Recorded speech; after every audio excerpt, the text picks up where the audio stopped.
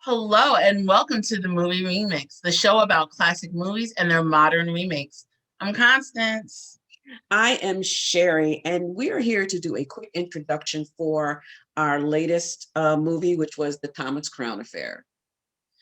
Yes, due to some recording difficulties with Zoom last time, We are not side by side. It doesn't look like we're having a conversation. it looks like we're trying to, hog the light. But that's not the case. It was a Zoom glitch, glitch in the Right. matrix. And And we're just we thought about re-recording it so it would look correct. But then we decided that would actually take away from the spontaneousness of our discussion. So we left it is, enjoy it, and we do believe we fixed the issue. So sit back, relax, and enjoy our take on the Thomas Thomas Crown. Crown Affair.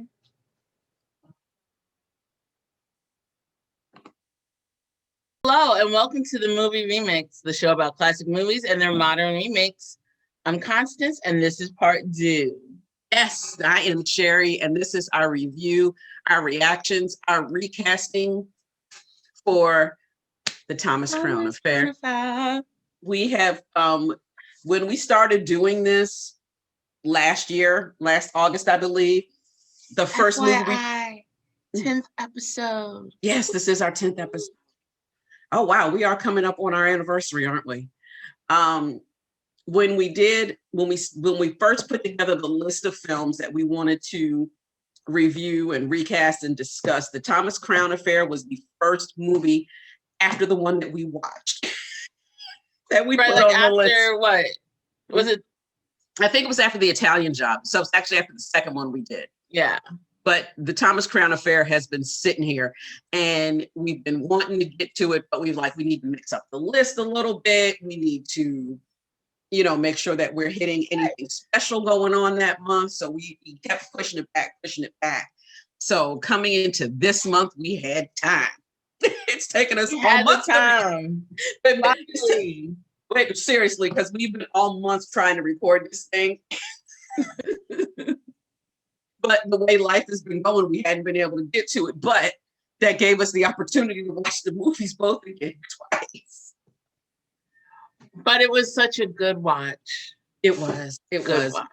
Yeah, we're giving it up right now. We had such a good time this time. I think this is probably, let's see, of the 10 films, I think this is going to run neck and neck with The Parent Trap. Is probably one of my favorites that we've done. For me, this is, out of the ones that we watched, this is literally one of my favorites, like either one or two. Yeah. Because, and we all know by now, if you've been following us, that I'm not necessarily that person that's seen the originals. Just haven't. But so for me, the 1999 version was the first one I saw prior to the show. And when it first came out, I loved this film. In fact, the part for me that just sealed it in the little hearts of my hearts was when he crashes $100,000 boat because he likes the splash.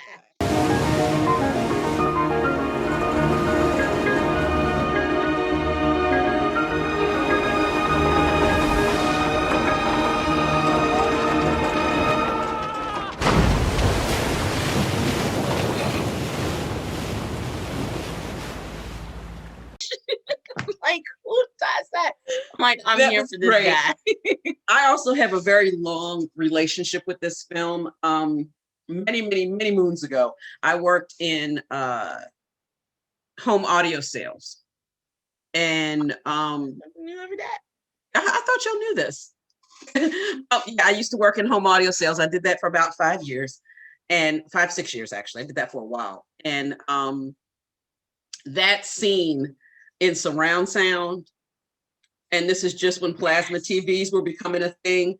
So if you can imagine this thing on the wall with like the best surround sound system you can find, which is the ones I sold, and just to hear the water and to hear it splash and go over with the music, it is everything on a surround sound system. I wish I had seen this film in the theaters, which I did not, but hearing it in that setting, it was just amazing. So yeah, I have a long history with the remake. Yes. All right, well, we have jumped ahead. As you can tell, this is going to be a love fest for both films. So just work with us today. What are you drinking today, Constance? Well, it's not a wine per se. It is some ginger liqueur that we got from Vermont. Oh, Green tea, mm-hmm. a splash of lemon juice, because we're going to do a cocktail brunch. Nice. That would be from the Putney Winery, which I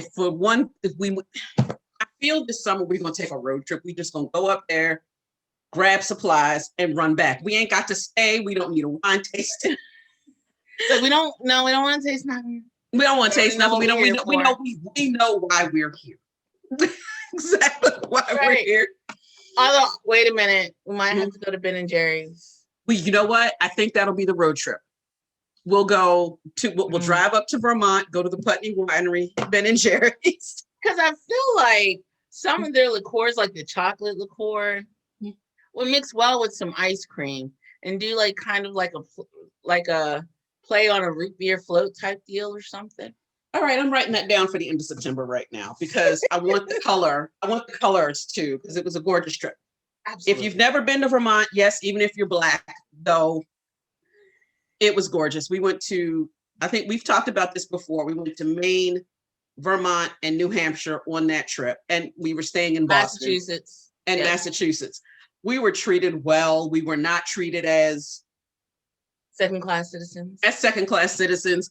And we had a ball. We had such a good time. Oh my God. End of September. I'm putting that on my list of things we got to do because it was amazing. We had such a good time. Okay. But as we digress so quickly, we apologize. What are you drinking? I went to the farmer's market yesterday in Washington, D.C., and we have a spot called the Capitol Cider House. Oh. And this is their strawberry blonde, which just came off of the, which they just canned. Okay. Mm-hmm. Okay. And I also got a 4-pack of like that had varying flavors in it, but I'm afraid to pop one because I'm probably going to like it and want to drink more, but I only got one. So. I got to work out. You know where you got it from, so you can get it again. Yeah, and they are local to Washington, D.C., so I wanted to support. So yes, that is Capitol Cider House here in Washington, D.C., with their cider and their strawberries that they macerated and all the things. Okay, so we've given you our hot takes on the 1999 version. So real quick, what is your hot take on the 1968? Oh my gosh, I loved the chemistry between Steve McQueen and Faye Dunaway. Like they were amazing. Like when they were playing chess and you know how she's just casual, I was like, oh, just go ahead and just push the pieces aside. Like it was so believable. And it's like because so often you think of men in this power dynamic as being very cold and very, just very stoic. And his interactions with Faye Dunaway, like you could see like his thoughts running across the face. Like, in other words, he wasn't icy all the time. Like he was actually human. Like you saw his humanity when he was dealing with Faye Dunaway. But then he's so smart. Although I'm not gonna lie to you, his laugh, his laugh after he pulled off the heist, and he's just sitting there just chuckling, and that laugh was very manic, and I was concerned for him. I was a little concerned because it was a very manic laugh. But I love the intelligence behind this film. I Mhm. love the fact that she's not weak. Like, she is definitely a force to be reckoned with. She's powerful and she's smart. So often, especially, Mhm. in a lot of these films, women come off as Did see. class citizens, as a little slow, Yeah. as they need help, they need to be rescued. So I think it was something, what you say, to reward them for being a little progressive at the time, for putting a woman in Yeah. such a strong position to, like, when he asked her, do you always get your man? And she's like, yes. you know, Yeah. like, I it was, so agree. yeah, right. It was just really, it was nice to see that in an earlier film, like, because it's, like I said, typically not expected. Mhm. I now I realized I had seen the original, but it has been many years since I'd watched it. But so watching it again for this, I the same notes that you picked up on. It is a very smart production. It's very intelligent. It is. I love the cat and mouse of the whole thing of the 1968. I love the cat and mouse. I love the. You're right. I love their chemistry. I love their energy. I love the use of location. I Right. love um I even, no matter what that first reviewer said that I read in part one, um, I'll link it right here. No matter what they said, I liked the split screen showing the different things happening at Yeah, different especially in times. the beginning, because it allows you to follow Hmm. along, because it's the plot is given, but it's not necessarily spelled out for you. Like when he's saying go, and you're like, what do you mean go? Like, who is he talking to? And you realize, like, oh, he's actually putting in action Hmm. this heist. And like, these men don't know each other. They just realize, like, upon arrival at the bank, like, oh. So, Yeah, I want to know how he paid everybody in 1968. That's my only question. How did everybody get paid? well, I know when he was working with the driver, forgive me, I can't Mhm. remember his name, but when he was working with the driver, he said that, money would be deposited in their accounts monthly. No, okay. So now my only thing with that is, because, how they got onto Thomas in the first place was they picked up the driver. Oh, his So wife. Oh, but no, because the only reason they picked up that driver is because his wife was wife mad at ratted him out and and ratted him out. for 25,000. But my whole thing is, like, now that would be for me, like, my only real issue with the film is, Mhm. never know what really became of the driver. And granted, it's not important to the film, but it's Yeah. just a one of those little questions in the back of your mind, because it's like, technically the driver, you know, didn't know the names, or it actually probably didn't even really know the faces of the other guys. He's just there by himself. Mhm. And I'm sure, at some point he's like, well, I'm supposed to get monthly payments or whatever such, to be paid after the heist. And if, with that little bit of information, they probably could have found the rest of the guys. Mhm.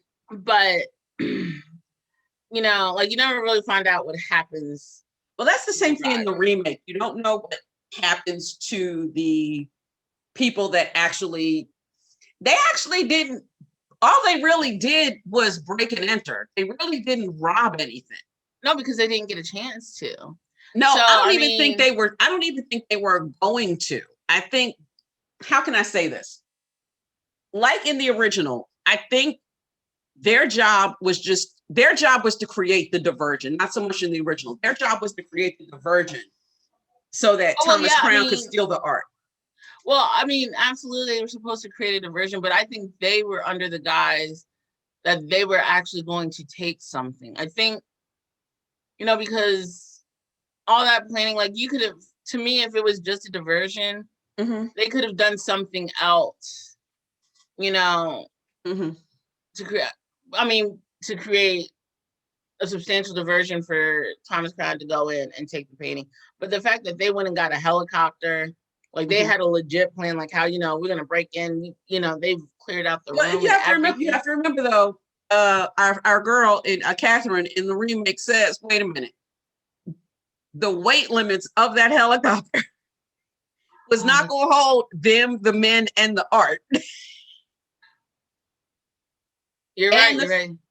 And the fact that Thomas Crown sent the guy that he knew into the room, like there's something going on in that room, so that would actually start the divergence.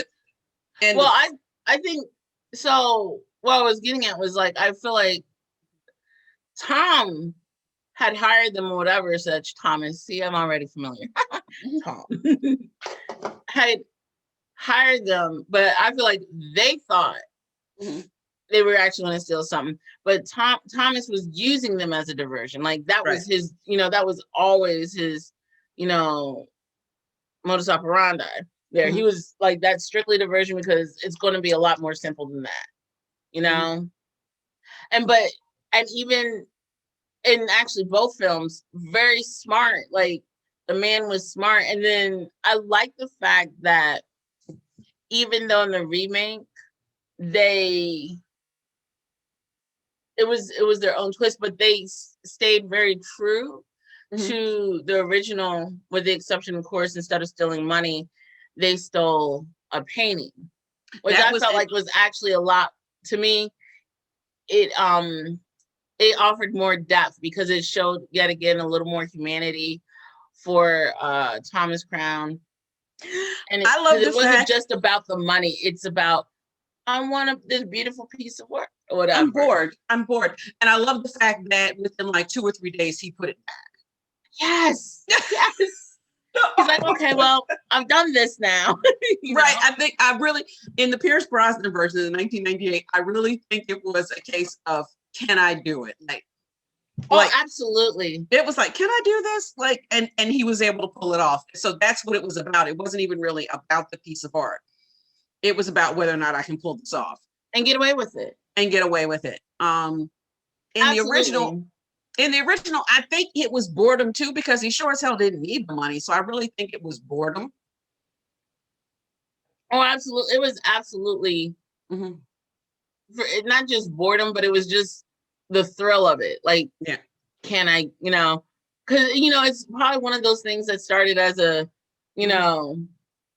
thought, like, what if I decided to rob a bank? What would I do? Like how you always have those thoughts, like, if I was doing it $20 million, how would I spend it? And I'm sure that's how it started off. He's like, and it just, as it picked up steam, was like, I can do this. Like, and he finally decided to do it because yes, he was bored. In both films, he's living a very lavish life, doing things that would technically put himself in danger. Absolutely. In the original, the hand gliding. In both films, they're doing that gliders thing, on one hand, I would love to do. On the other hand, I'm going, the lack of control there, just no. Yeah. In the original, he's playing polo.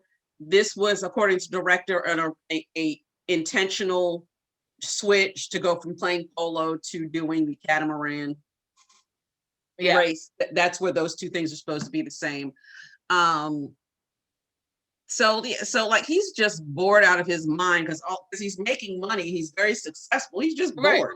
I mean, even in the opening, when you see that he's making the business deal and those guys are like super happy, like, hey, we've acquired a Thomas Crown property. And he's like, well, what are your boards going to think when you realize that you overpaid? And it's just like, I'm like, oh. And just to watch all their face just melt off. And you see that he's, so he's definitely bored because he feels like, he's basically conquered his career. Like there's nowhere, right? Like there's nowhere for him to go. Exactly. I mean, he's making random bets on the golf course because what else does he have to do? Because I'm bored. Right. What did you think about the casting of Steve McQueen, of Okay, Steve McQueen being recasted as Pierce Brosnan. What did you think of Oh, that? I think it was a great choice because Pierce, first of all, the man is attractive. Good God. And then Oh, he just has that charisma. Like you can believe him. Like it was almost like he was born to play that role. I agree. I And agree. I actually, and speaking of casting, I like how they switched the young woman, because in the original, the model, he was seeing her and kind of Right. just pushed her aside. But in the remake, the young model was actually His like ward, his right. yeah, His the she's the one that did all the artwork, yeah.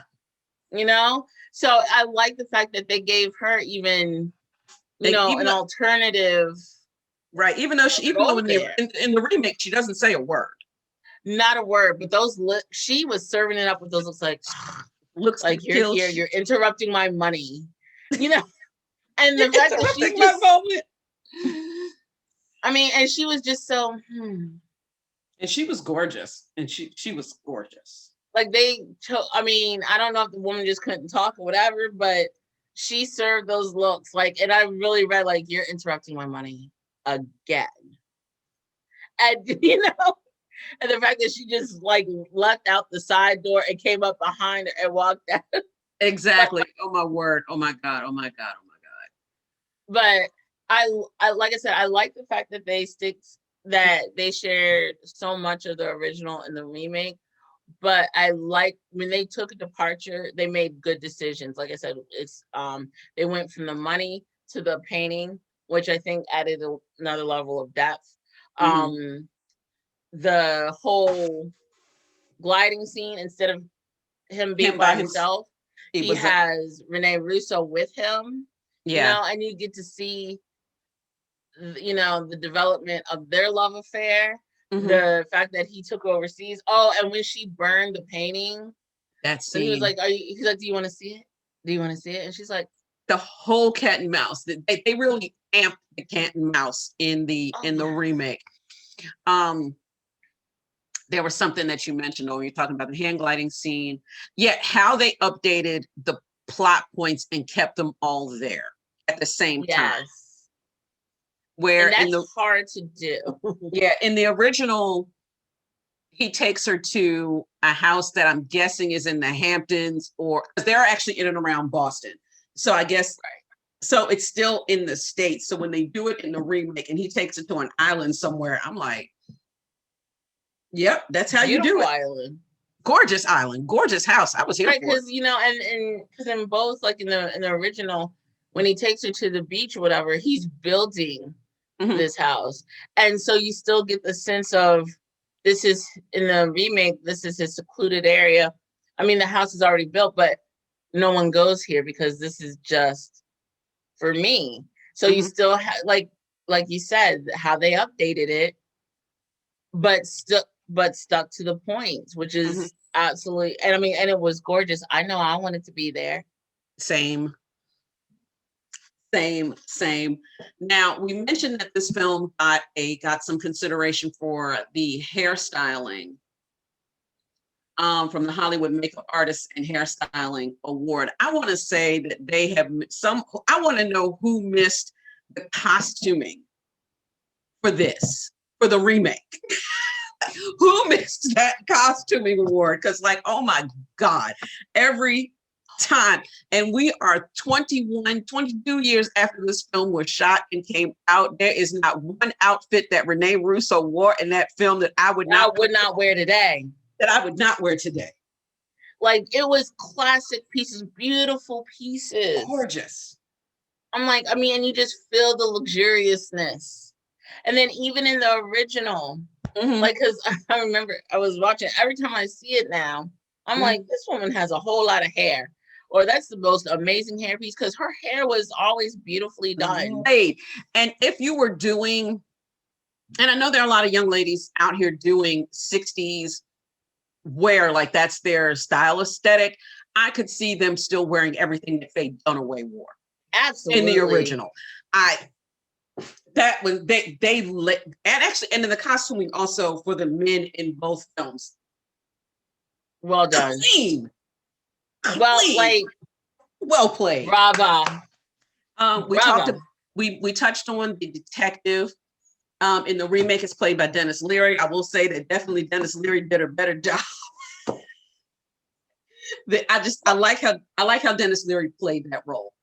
Well, to Paul Burke. See, I will say, I'm not gonna. I mean, did he do a better job? I think, but I think when you consider acting, you know, in the 60s, whatever, it's a lot more like, at least all the films that I can say from the time era, they're a lot more dramatic.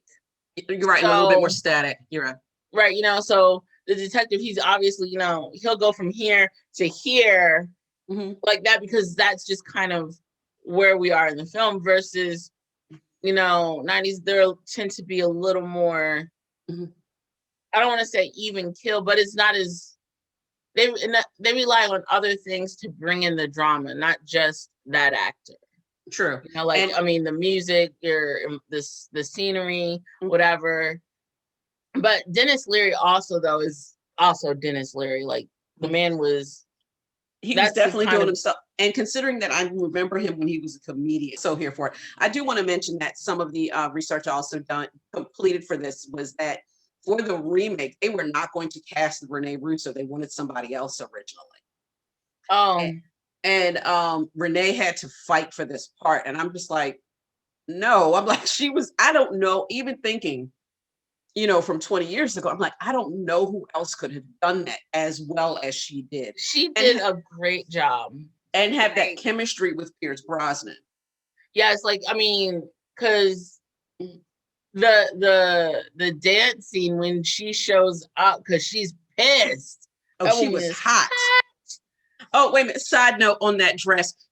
I remember this from when she shot it. She said she did not know how sheer that dress was until she saw the movie. Yeah, because you know what? And I was, oh my gosh, because I was like, oh, she's not wearing any underwear. None. Not a thing, not a stitch. Not a stitch. But she showed up and showed out in that dress. And then that whole dancing, that was like, oh, girl, that was hot. Yeah. You know, and then I love that chemistry, because even when, like, yet again, you get to see Pierce Brosnan, and he's being so very, like, I mean, you just feel the sex just dripping off of them, you know? Because even when he turns around, he's like, yeah, you know? It's just like, and then he's like, do you want to dance or do you want to dance? Yes. And I'm sorry, like, the sex scene on the stage. I want to dance too. I want to make it. I want to see if Constance caught this, because, and again, things I picked up on the second rewatch. They are playing Windmills of My Mind in this movie. It comes up twice. I know, I thought I heard a strain of it. Oh Christ. I want to say it was Hand Gliding in my... No, actually, I heard it. It's when they're at actually the beginning of this dance scene. It's a more orchestrated version of it. It's very, like, you really have to listen. They're like, oh yeah, that is what it is. And there is a scene later on where they're walking through the city, and it's playing in the background there. And it's a saxophone doing it. So it's not the exact orchestration from the original, but it's updated orchestrations for the remake.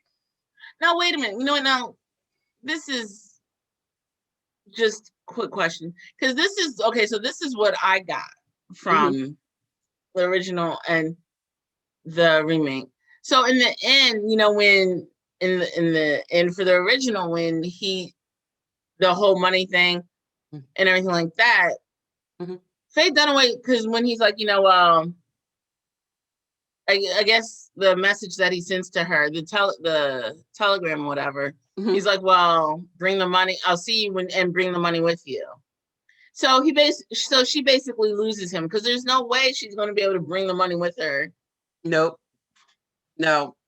We're just left that they're not going to see each other again. So that's what, and I'll say this, that's the update I love in the remake, in that he gives her that moment of, I have left you.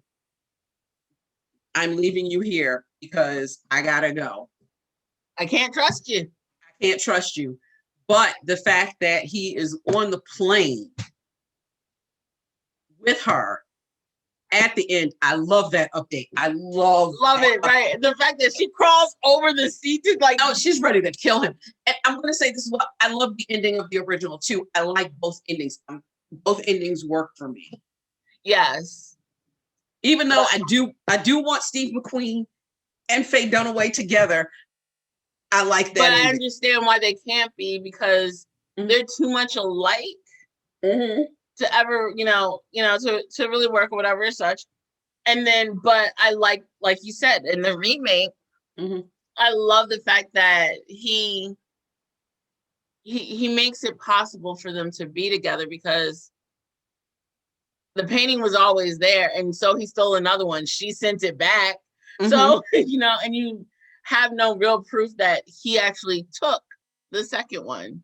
Right. And actually, they really have no proof that he actually really took the first one, except for the fact that he left the pencils in the in the gate. In the gate. If he hadn't have done that, there's really no proof that he took the second one. They just really, in both cases, it is just conjecture. It is not even conjecture. She pulls a theory together out of thin air. But in the second one, the thing that would get him is even though he returned the painting, within a couple days, the fact that he loaned the painting to the museum. It was like, well, where did you get this? I mean, it's like, obviously you're smart enough to know that the ghost painting, the dog's playing poker, like, right. You would have some explaining to do. He's definitely got some explaining to do, but really, if there's really, okay, so there's proof that he did it, but still. I mean, he could explain it away like, well, anybody could have stolen this painting and painted this, forgery on top. And I thought it was the real thing. Like, I bought it years ago. I thought, so there's a way to explain it or whatever as such. But, you would really have to play this like you're a whole idiot. And he's clearly not. No, a good lawyer would probably get him off, though. Yes. So, but either way, it was well done. It was steamy and hot when it was supposed to be. It was smart when it was supposed to be. And I agree.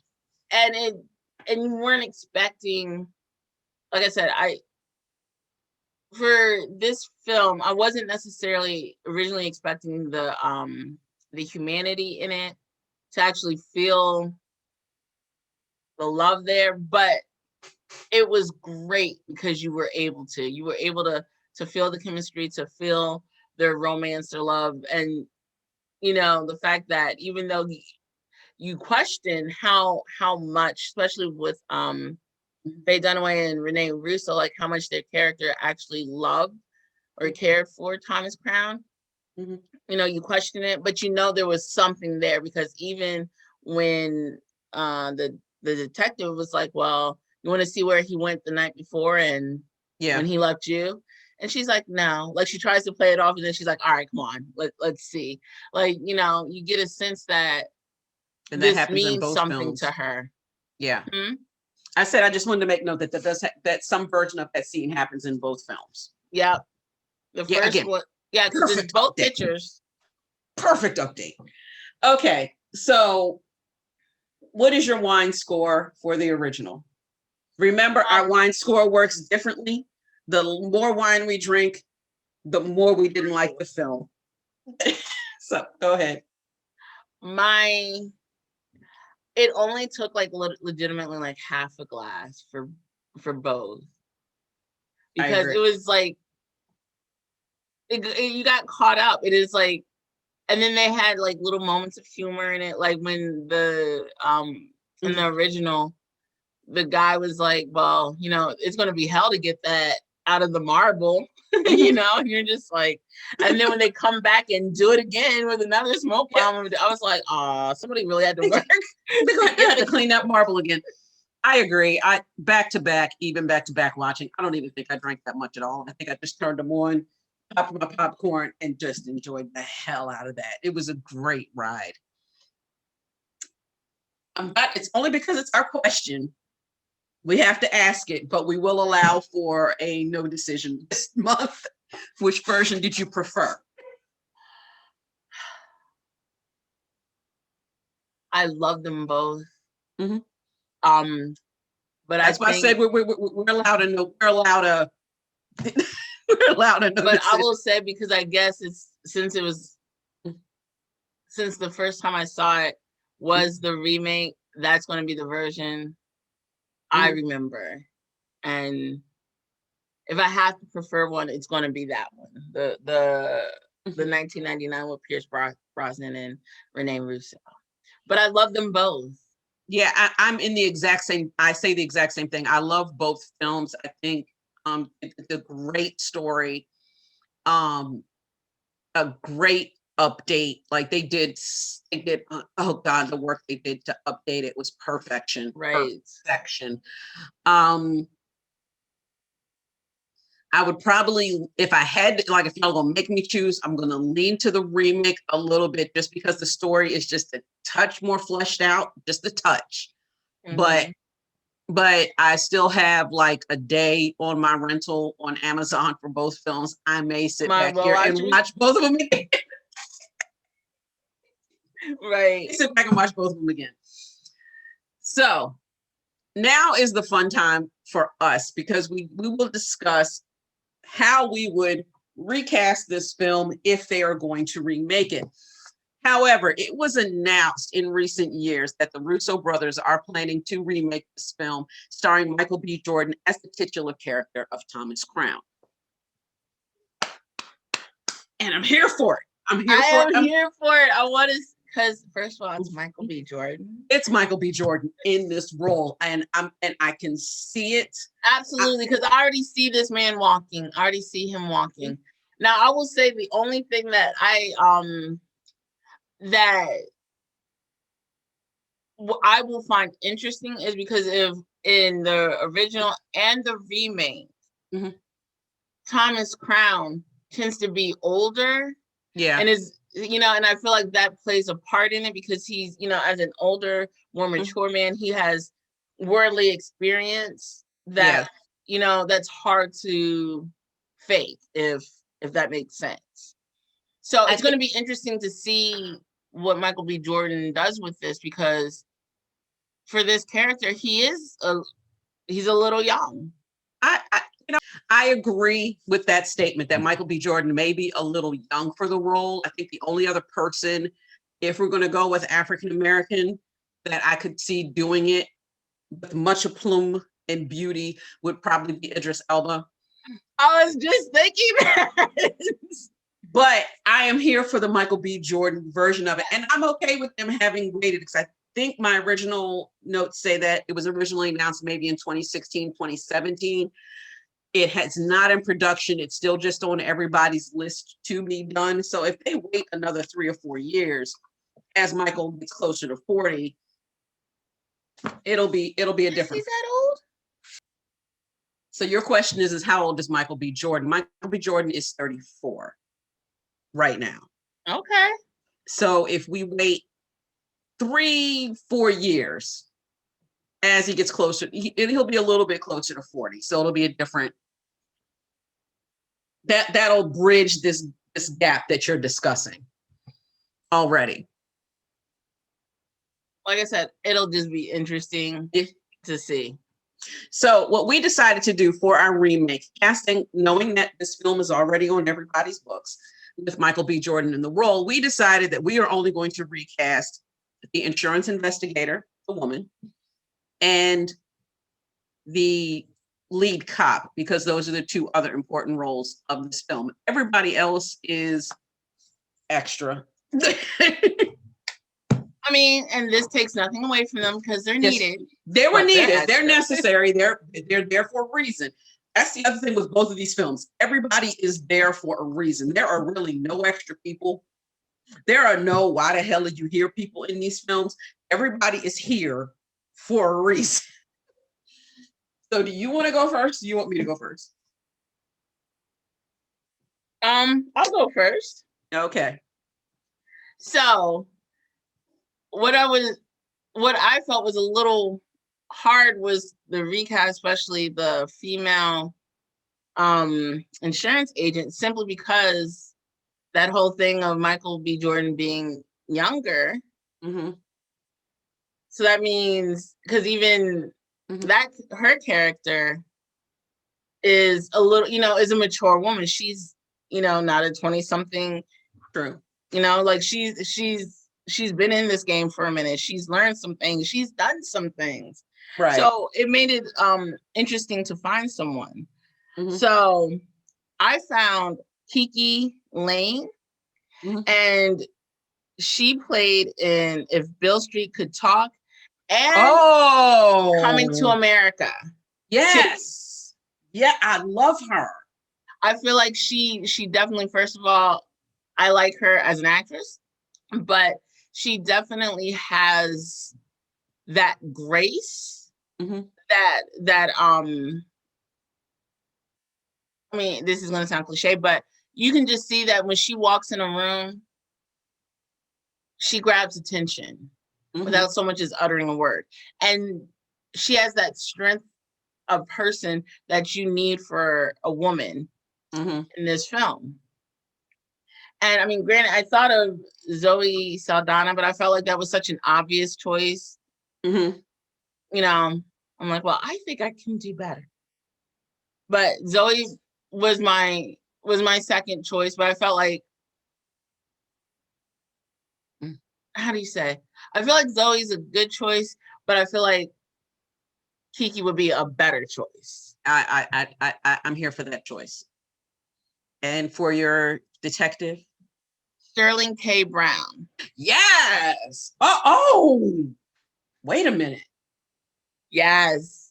Because I'm thinking Sterling K. Brown would be another awesome option for Crown. He would be a good option for Crown, but if he's not playing Crown, he would be a great option for the detective because he's just rough enough, and to pull out that gritty detective work. And just for those who are not necessarily familiar, he also played a supporting role in Black Panther and People versus OJ, that little docuseries. And This Is Us, but Sterling K. Brown is a great actor, and I love him. I love every time he shows up. I love him. Right, and I felt like he can definitely do this role, and it would, I think, complement Michael B. Jordan and Kiki, and not so much as detract, because that's the one thing that you have to appreciate with the remake of 1999 and the original is how they complement each other really well. Yes. Like, they work that chemistry between all three of them was fantastic. I agree with that. So those are my my remake repicks. So I am going to do this with my remake repicks. I'm going to give you who I would love to see cast in this role, who I would truly love to see cast, and who I don't want cast in this role. Oh. And I'm going to throw in a little bit of why. I'm here for the why.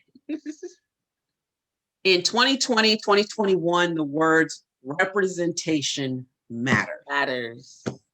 Representation matters. I feel in my gut that if everybody was to go out today and start recasting this film, that they would cast Tessa Thompson, who is a great actress. She has a certain look, but they are already working together in Creed. Okay, and you're right. Okay. So my first choices were, I want a thick girl to play the insurance investigator. So I have picked Amber Riley from Glee or Natasha Rothwell. All right. In some designer clothes. I'm here for it. Or Takara Jones, the model from America's Next Top Model. Give me a thick girl. Give me a thick glamour girl. I'm here for that. Oh, and like, how could you not? Give me a thick glamour girl. And if Hollywood, if you're not going to do that, give me gorgeous and strong features. So give me Michaela Cole from May I Destroy You. Don't give me traditional pretty girl in this role when you recast it. Give me something different and gorgeous. Basically show another side of pretty, show another side of gorgeous. Like, it's not always the truth. That's why I said, like, with Zoe Saldana, not to take anything away from her. Right. Beautiful, whatever, but it's like, there's other something different. Give me something else beautiful. That's all I'm saying. Give me a great actress, something else beautiful.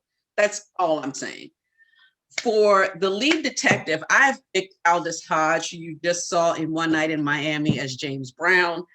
I have loved Aldous Hodge since he was on Leverage probably about 10, 15 years ago. And I think he would be perfect in that lead detective role. I'm here. I am pleasantly happy with your decisions. Not always pleasantly happy. But I'm here. You're here for these decisions today. Yes. So instead of asking the question, should this be recast? Because should this be remade? Because we already know it's going to be. We're kind of already here for the remake. Our question today is, what do you want to see in this remake? Like, I will go first. I want them to make sure that they keep the fact that A. Thomas Crown is ridiculously wealthy, that the insurance investigator is wealthy, and I want them to make sure that they have all the opulence and all of the extra. I want it to be as moneyed and as extra as the original two. But I want it to be classy. Like, I don't want it just to be, like, like Trump Towers, just plain gold or something. Like, you want it to be wealth that, in other words, that they're accustomed to. Like, this is how it's supposed to be, not like, I started out poor in the hood and now I'm wealthy, so I want to have like a gazillion chains down my neck and everything. Yes, you want it to be beautiful. Like, you want it to, yes, you want it to be beautifully wealthy. I want it to be right. They were always supposed to be there. Yes. I want no fish out of water. I don't want none of that. I want it that this is their world. And they absolutely belong in it. And there's and I don't want any I'm just gonna call it there's a sentence that we call microaggressions. I want no microaggressions in this film from anybody. I want the same energy of the original two. Right. Like, because you want that experience. Mm-hmm. Keep that keep the same energy. I know you're going to change out. Maybe he's not playing polo or being on the catamaran, but why not? No. They're probably going to change that to something else that only the wealthy do. Do that. I want to be on a catamaran. Don't have him at a basketball game. I don't care. Don't do that. Don't. No. Right. And one twist in Hollywood, you can write me my check. Just email me at the movie remix at gmail.com. Just write me. If it's not this Michael B. Jordan version, I would love to see the film called Thomasina Crown. She's the one that's doing all the crimes. He is the one chasing her. Yes. Yes. Like, well, had to steal that because why not? Like, I'm bored. I'm bored and I'm shopping. I don't want to buy another anything. Exactly. I want Thomasina Crown as well.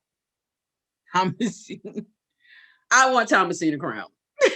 We'll just call her Tabitha, okay? Or just call her Tabitha Crown. Call her Tanasha Crown. I don't care. I want that film. Because it would be a nice. I want that film so bad. I will let Tessa Thompson star in it. I want that movie.